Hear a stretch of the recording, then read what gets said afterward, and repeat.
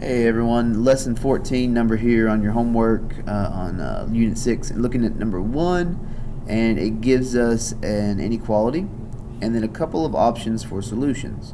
And the solutions might look the same, but if you'll notice, the x is on different sides, so they are different. One of them is right, one of them is wrong. So if you were to take this particular inequality, 5 take away 3x greater than 35, and you were to solve it, the first thing that I recommend doing with these that have the minus followed by an x term is to recognize that that 3 is negative, not the 5. So if I'm getting rid of the 5 first, which is the first step in these types of problems, I'm subtracting it from both sides. Alright, and I think whenever they solve this, you can see that that's what they're getting, because there's no other way to get 10 for your solution if you get 40 there. So you subtract 5, you get 30. And then you're left with this last step of dividing both sides by -3 to get the x is 10 situation. But the thing that confuses a lot of students is, whenever I divide 30 by -3, yes, I get -10. So we agree that the solution is -10, but does x need to be bigger than -10? Or does x need to be smaller than -10?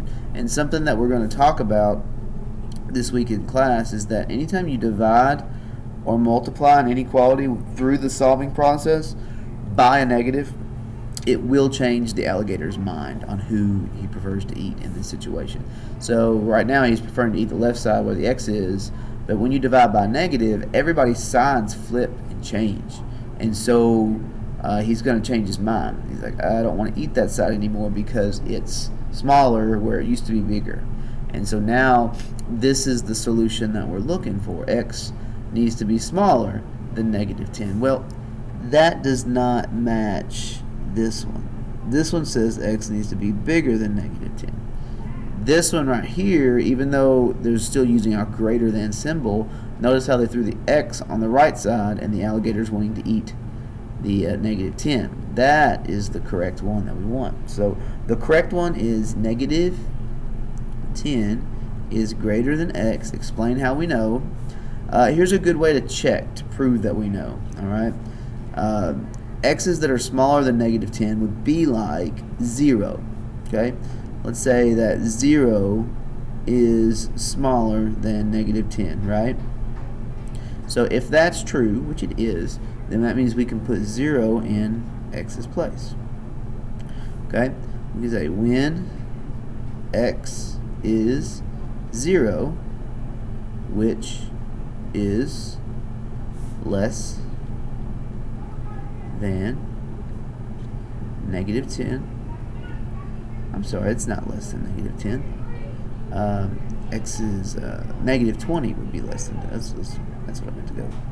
0 is greater than -10. When x is -20, which is less than -10. Okay, if I put a -20 in x's place, okay, 3 times -20 is -60. 5 minus -60 is really the same as 5 plus 60. And 65 is greater than 35.